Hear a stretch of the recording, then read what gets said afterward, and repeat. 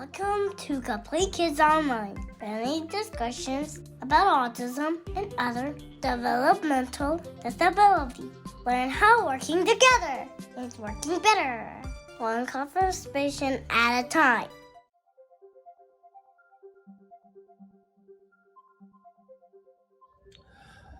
Welcome back to Compleat Kidz Podcast. I'm Bob. Today I'm here with Ruchi Patel, who is the lead BCBA up in our High Point clinic. Thanks for joining us, Ruchi. I appreciate you showing up on the podcast. Thank you for having me. Is this your first visit of the podcast? I believe it is. Is it not? Yeah. We'll be gentle. So the reason why we wanted you on this podcast, Ruchi, is you were actually started with the company as a RBT, and then you got wind of the program that we have to help you complete your BCBA course and become a BCBA, and now you're a lead BCBA. So why don't we just tell us about that journey and, go from day one, maybe even why you wanted to become an RBT, and just take us through the whole thing about how you go from deciding you want to be an RBT to getting a job to running a clinic as a BCBA. Yeah, it was definitely an unexpected road for me. So when I was completing my undergrad, I was studying psychology, I was studying neuroscience, and I thought for sure that I was going to work with kids, but in a different field. So I originally wanted to be an occupational therapist, and I was going to work with Compleat Kidz, get experience working with the kids, doing the co-treatment, and just getting patient care hours until I went to grad school to be an occupational therapist.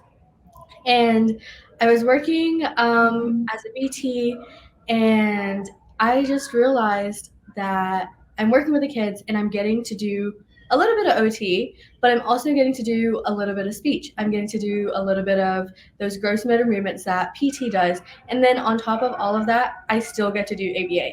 And just the multiple disciplines and kind of just putting everything together, and then also being able to see the kids for extended periods of time. So with OT or PT or speech, you only get to see them for like 30 minutes to an hour at a time, and you see their progress over a longer period. So there's a lot of, I'm sorry, Ruchi. Yeah. There's a lot of overlap, and I don't even totally understand it, between OT and ABA specifically, more so, I think, than PT or SLP. So just chat a little bit about that as somebody that's kind of dabbled her feet at least a little bit in each river. Yeah, I think OT and ABA do definitely overlap, and I do try to outsource to OT as much as possible, especially for some of the more fine motor things that might be like more technical, or even just more emotional regulation or sensory type situations that need a little bit more assistance. OT definitely gets more of a in-depth experience in learning about all the aspects that go into that fine motor processing and sensory processing for the children with the developmental ages.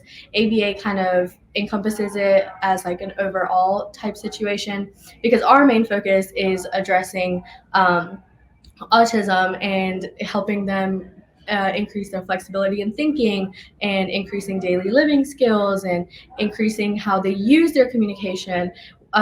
So ABA is really the utilization of the skills, whereas like even speech or OT is teaching them the skills.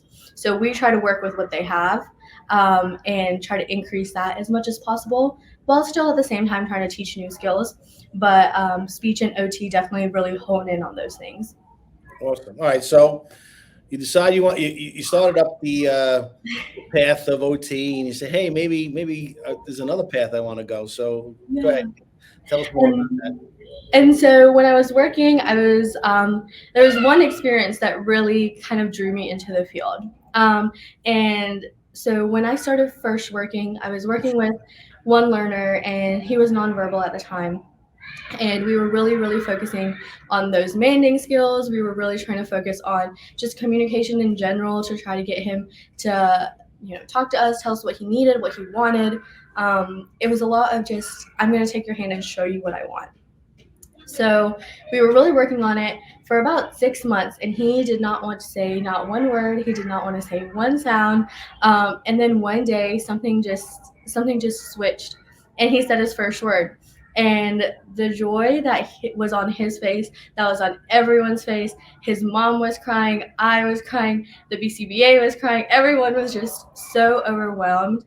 And I think that one experience really showed me how much of a difference ABA can make, especially with such a vulnerable population who really just needs help. And with the shortage of BCBAs, it really just drew me to that field and to being a BCBA. So now, we're an RBT, we're kicking around OT, but maybe you get this little lightning strike that you want to be a BCBA. So then talk to me. So at what point did you figure out or learn about that Compleat Kidz had this program? So I think I had just started when Compleat Kidz student program was just starting as well. Were you not one of the first ones to go through that? Yes, I was. I was one of the first ones to go through that. So it was kind of a learning opportunity for me, and kind of getting to see the behind the scenes of the creation of the student program. I think really helps me when I'm leading a clinic and when I'm teaching students too. But working through the student program, really understanding, what it is to be an RBT versus what a BCBA does and how to kind of train an RBT when you are a BCBA. That's kind of where we started out first, and then getting to shadow the BCBA and seeing her do those parent trainings. And parents are talking about how much improvement they're seeing at home and how their teachers are raving about them and how they're seeing these skills that we're teaching in clinic being utilized in different settings. Really opened my eyes as well. Do you think you're a better BCBA because you were first an RBT? I think so. I think I personally believe that if you haven't been an RBT, it's very hard to tell an RBT what to expect and what to do. Because once you've been in their shoes, you can understand how frustrating it can be. You can understand how they're looking at it with new eyes, right? So when you start off as a BT, you rarely have experience. You may have some experience with children or just autism in general, but you may not necessarily have ABA experience. So when you're coming in and you're reading those programs, you're looking at those treatment plans and you're like, I have no idea what to do. But as a BCBA, because you've studied and you've done all of this stuff, it makes complete sense to you. But to someone new, it makes no sense. So kind of being able to understand it from that lens helps create better treatment fidelity, and kind of keeps things moving. Okay, so you find out that there's this program. Just give me, the summary of what that entailed, about what you had to commit to, what you had to do to go through that program. Yeah, so when I first started, of course, it's the classes and the coursework that you have to do. So there's a core coursework and there's like elective classes that you have to take. But on top of that, you also have to complete your fieldwork hours. So your fieldwork hours can be between 1,500 hours to 2,000 hours, just depending on how much supervision you get, and whether you want to take the concentrated fieldwork route or just the supervised fieldwork route. And so you have to accrue those hours also while you're in school. So those hours really help you get that hands-on experience as a BCBA, running those parent trainings, running those assessments, scoring assessments, understanding what they actually mean and how to relay that to parents or how to relay that into a treatment plan, and even just condensing it into lay terms so that teachers or parents can understand what you're talking about and what you're really addressing. So that fieldwork is very important. So committing to doing 130 hours of fieldwork a month is a really big commitment on top of already working and also going to school. So my classes were all online, which was very helpful. So I was able to work during the day, and then I would attend class from 6 to 8 p.m., sometimes 6 to 10 p.m., depending on how many classes I was taking at the time. And so it is a very rigorous program, and you have to really commit and you have to be invested in the field, I think, to get the most bang for your buck. Excuse me. And then what's the out of pocket for the student? So it really depends on the program that you're in. For our program specifically. Um, for our program? Yes. So did we cover 100% of the tuition? No, I had scholarships and I paid out of pocket. Yeah. And then but we don't have something where we pay for tuition. Yes, you guys do have tuition reimbursement. I think that wasn't available when I was coming around. Got it. Got it. Yeah. I believe now that I don't know what percentage we do. We do pay a percentage of the tuition. We just ask for a contract of X amount of years on the back end to stay with the company. So now you go through the course and now you fill out your supervision hours, or you fulfill your Yeah. supervision. So now what happens? So once you fill out your supervision hours, you've gotten all this experience, you finish all this coursework, this is when you really buckle down and you study for the board exam. It is not an easy one. And as the handbook changes, as the task list changes, there's new things being added, there's things being taken away. So you have to be constantly vigilant of what you're studying. And once you've entered in a task list period, you're stuck with that task list.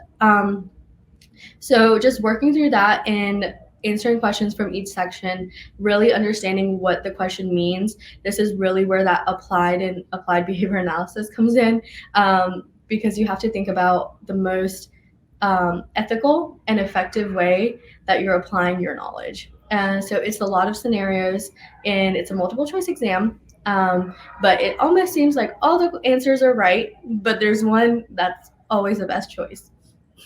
Gotcha. And so how many parts are there to the test? So it depends on the task list. I think I had parts A through, I want to say A through I or A through J. And so within each letter, there's various categories. And it ranges from there's one for ethics, there's one for supervision, one for measurement procedures, experimental designs, just a whole variety of things that you need to know in order to be a successful BCBA. And if you do not pass one of those sections, do you have to take the whole thing over, or do you get to just take that particular part of the test again? So in order to pass the exam, you have to score a 400 overall. So you can do exceedingly well in one section and not do so well in another section and still be okay to pass the exam. However, if you score less than a 400, you have to take the whole 4-hour test again. And that was my next question. So it's about 4 hours to get the test. And then how many shots do you get to pass it? So you have 8 chances to take the exam. You cannot take the exam more than once a month. And so say if I take it today and I don't pass, then I have to wait until April 19th to get my next chance. Interesting. So then you now you pass your test, and then you're working for Compleat Kidz as a BCBA. Was it what you expected? I think the transition from RBT to BCBA is never what you expect, right? Because as an RBT, even you're doing all the field work and you're almost functioning like a BCBA, it's so close, but you're not doing it all the way. You're doing it in sections, right? So maybe I have a task that's been given to me by my BCBA where I'm doing an assessment, or maybe I'm doing a parent training, but I'm not doing everything all at once. I think when you're RBT, you're so focused on the kid, you're so focused on doing just the direct with the one child. No, nothing can really prepare you for when you become a BCBA and you take on this caseload and you're doing everything all at once. Everyone wants your attention, every kid needs your attention, and it's overwhelming in the beginning until you get your feet up under you, but it's very rewarding at the same time. So multitasking ability. Mm-hmm. Top of the list for a BCBA. Yes, 100%. And then the last thing that I'll ask you, Ruchi, is, so I'm a RBT, at a clinic, and I'm thinking about maybe becoming a BCBA. What types of traits or skills you think, make for a good BCBA? I think compassion is very high on my list of priorities. I think leadership qualities and just genuine understanding. I think as long as you have those three things, you can make anything work. You can be understanding of those that are RBTs now or what they're going through. You can be compassionate for the situation that they're in, or even situations for the learners, and also understanding of the parents and showing compassion towards them and understanding that, we see these kids for maybe 5-6 hours a day, but we need to be looking at the larger benefit because they are spending the majority of the time with their parents at home. That compassion, that understanding, and a good leader is always going to be able to help train their RBTs. The RBTs are going to want to follow those treatment plans. They're going to trust in that leader. And I think overall, when you have those three things, it not only does it build staff morale, but I noticed that it has a positive impact on the kids that come every day too, because they want to be in a positive environment as well. Well, if you know anything about the podcast, we always end with the superhero question or superpower question. So let us know, what superpower, if you could pick anyone, would you have, and why would you have it? I think the superpower that I would want to have, especially just working in this field, is invisibility. Because I think it's super important to be able to observe the kids, especially when they don't know that you're observing them, and also the staff, because that way it helps you realize where your strengths are in training and where your weaknesses are and how to better handle that. And especially for the kids, they are very sneaky and love to show you skills when you're not looking. So maybe they'll do something that you've been asking them to do for months and months and months in secret, but as soon as you look at them, they stop. So I think that would be cool to see what they do when you're not looking. Awesome. Well, thanks for coming on. I mean, I learned a lot. Hopefully, anybody out there thinking about either becoming an RBT or who's an RBT thinking about becoming a BCBA, learn some stuff. You can reach out to us at the podcast. I'm going to volunteer you, Ruchi, if anybody wants some further questions of Ruchi, reach out to us at the podcast, and we'll put you in touch with Ruchi. You can answer any of those questions. Thanks again, Ruchi. I really appreciate the time. Yeah, thank you for having me.